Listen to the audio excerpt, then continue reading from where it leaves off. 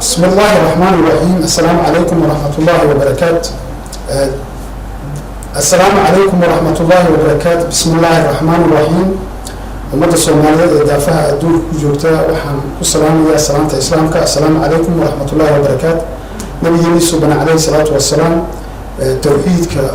إلهي كسر دجي وحوله وتصارع ومدى المسلم كدافعها أدول جوتا أيضا وهجا أما ديش ماشي كسر عند هايين هناك كسر عند هايين جل يومين مارتي عدان يمرو وحولها marka maanta waxaan ugu bishaaraynayaa ummadda Soomaaliyeed daafaca adduunka joogta maanta ay tahay bishii saddexaad maalin khamiisa barnaamijkan ama kelmadan waxaan u duubayaa waxa weeyaan bishaaro ummadda Soomaaliyeed aan u wado waxa weeyaan Umar bin Khattab radiyallahu anhu nin Soomaaliyeed oo Muqdisho ku nool oo maaragtay exayado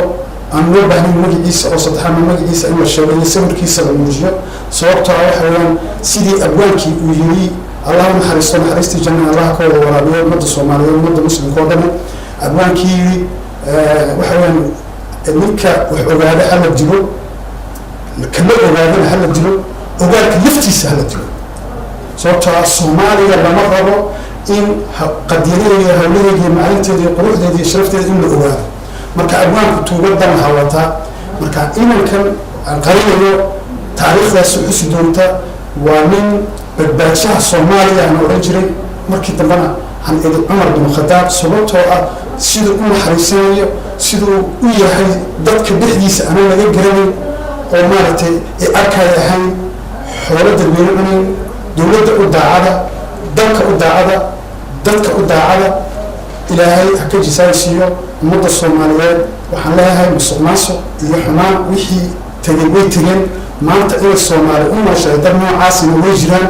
oo marxaatan ka nahay uu ilaahay marxaati ka yahay marka insha Allah waxa weeye ninkaasi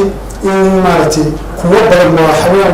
waa astaantii ama dadkii oo madaxweynaha iyo ra'iisul wasaaraha samarkii loo sameeyay iyo musuqmaasuqa raggi ee la dagaalamaan raggi maartay dabaqay ama fuliyay ayuu iyaga ka mid yahay ilaahay galkiisa galo ilaahay aan radafo waxaan sawir iyo magaciisa aan u sheegaynaa sida abwaanku yiri ninka ogaadaha la dilo kama ogaadaha la dilo ogaadka naftiisa la dilo sida uu yiri ayaa Soomaaliya ka jirta sida daraaddeed baa u qorana wabillahi tawfiiq. Assalamu alaykum.